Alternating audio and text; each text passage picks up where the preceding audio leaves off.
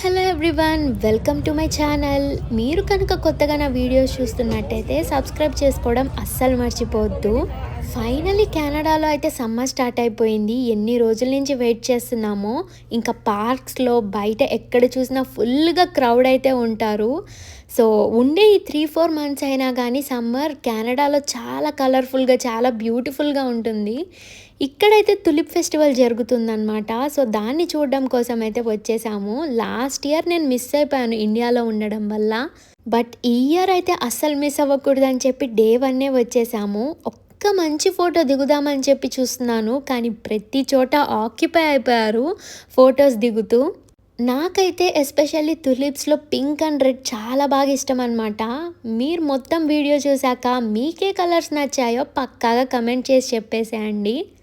మేముండేది ఆటవాలో, capital city of Canada అనమాట. ఇక్కడ జరిగే తులిప్ ఫెస్టివల్ని చూడడం కోసం డిఫరెంట్ ప్లేసెస్ నుంచి అయితే వస్తారు జనాలు. అందుకే ఇంత క్రౌడ్ ఉందన్నమాట. తులిప్ ఫెస్టివల్ అయితే ఓన్లీ 2 వీక్సే ఉంటుంది. యాక్చువల్లీ ఇంకా ఎర్లీగానే స్టార్ట్ అవ్వాలి. బట్ ఈసారి కెనడాలో ఉన్న వెదర్కి చాలా చల్లగా ఉండడం వల్ల తులిప్స్ అయితే కొంచెం లేట్గా బ్లూమ్ అయ్యాయి. అసలు తులిప్ ఫెస్టివల్ ఎందుకు జరుపుకుంటారో తెలుసా? వరల్డ్ వార్ 2లో అయితే కెనడా నెదర్లాండ్స్కి చాలా హెల్ప్ చేసింది. అలాగే డచ్ రాయల్ ఫ్యామిలీకి కూడా షెల్టర్ ఇచ్చిందనమాట కెనడా. దానికి కృతజ్ఞతగా వాళ్ళైతే నెదర్లాండ్స్ నుంచి 1,00,000 తులిప్ బల్బ్స్ని అయితే పంపించారు. అండ్ ఎవ్రీ ఇయర్ నెదర్లాండ్స్కి కెనడాకి ఉన్న ఫ్రెండ్షిప్కి సంకేతంగా 20,000 తులిప్ బల్బ్స్ని అయితే పంపిస్తారు. సో అందుకే అనమాట ఈ తులిప్ ఫెస్టివల్ జరుపుకునేది. ఇప్పుడు మేము వచ్చింది అయితే డర్వ్ లేక్.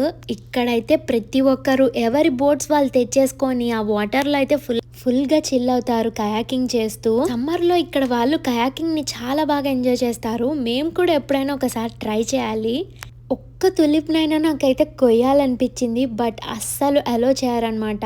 ఇన్ కేస్ మనకి తులిప్స్ కావాలి అనుకుంటే మనం కొనుక్కోవచ్చు. లైక్ $10కి 10 తులిప్స్ అలా అమ్ముతూ ఉంటారనమాట. మీకు అది కూడా చూపిస్తాను. సో ఇక్కడైతే మంచిగా ఫొటోస్, వీడియోస్ తీసేసుకున్నాము. నెదర్లాండ్ ప్రిన్సెస్ ఆట్వాలోనే పుట్టారనమాట. తనతోటే ఓపెనింగ్ సెరమనీ జరిపించారు తులిప్ ఫెస్టివల్కి. ఇప్పుడు మీకు చూపిస్తున్న తులిప్ ఫెస్టివల్ అయితే ఒక పార్క్లో జరుగుతుందన్నమాట. అందుకే ఎంట్రీ ఫీ అదంతా ఏం లేదు.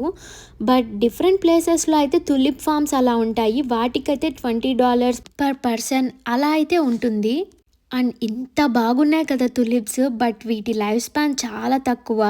ఒక్కసారి బ్లూమ్ అయ్యాయంటే ఇంకా మళ్ళీ నెక్స్ట్ ఇయర్ వరకు వెయిట్ చేయాల్సిందే. అలాగే ఇక్కడ ఒక ఫన్ యాక్టివిటీ అయితే జరుగుతుంది. ట్రెజర్ హంట్ అయితే పెడుతున్నారు ఎవ్రీడే. అది కనుక్కున్న వాళ్ళకైతే $50 వర్త్ కూపన్ కూడా ఇస్తున్నారు.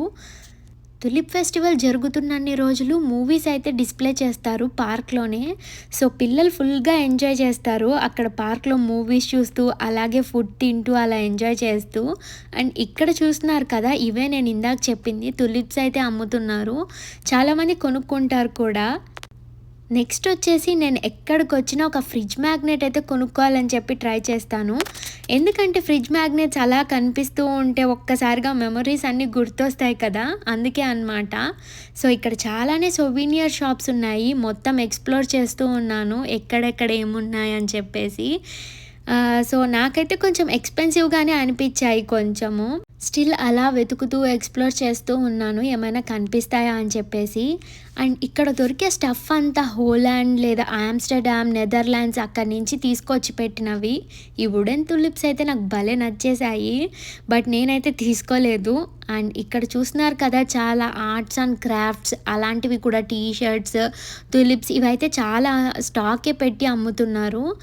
ఇక్కడైతే చాలానే క్యూట్ స్టఫ్ కనిపించింది. క్యూట్ మ్యాగ్నెట్స్ అవంతా కనిపించాయి.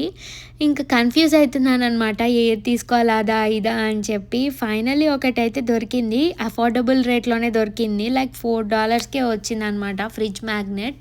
అది తీసుకొని మళ్ళీ ముందుకు వచ్చేసాము. ఇంకా అక్కడక్కడ తులిప్స్ కనిపిస్తూనే ఉన్నాయి. నడవాలి కానీ చాలా చోట్లే ప్లాన్ చేశారు. చాలా కలర్సే ఉన్నాయి. సో నాకైతే ఇంకా ఆకలేయడం స్టార్ట్ అయిపోయింది. ఎండగా కూడా ఉంది కదా, అండ్ ఎక్కువ నడిచేసరికి ఇంకా నాకైతే ఆకలేస్తుంది. ఇంక అలా ముందుకు వెళ్తుంటే చాలానే ఫుడ్ స్టాల్స్ కనిపించాయి. సో, అక్కడ అలా లైట్‌గా తినేసి ఇంకొంచెం ముందుకొచ్చాక ఇక్కడ వింటేజ్ మిలిటరీ వెహికల్స్ కూడా డిస్‌ప్లేలో పెట్టారు. నెదర్లాండ్స్‌కి, కెనడాకి ఉన్న బాండ్‌ని మళ్ళీ చూపియడం కోసం అని చెప్పేసి. ఇంక రిటర్న్ అయితే అయిపోతున్నాము. స్టిల్ జనాలైతే వస్తూనే ఉన్నారు. కార్ పార్కింగ్ చాలా దూరంలో దొరికింది. ఇంత క్రౌడ్ ఉండడం వల్ల. మళ్ళీ అయితే మాల్‌కెళ్ళాము. ఒక చిన్న పనుందని చెప్పేసి. నా వీడియో కనుక మీకు నచ్చినట్టయితే సబ్స్క్రైబ్ చేయడం అస్సలు మర్చిపోవద్దు. నెక్స్ట్ వీడియోలో మళ్ళీ కలుద్దాం. Bye bye.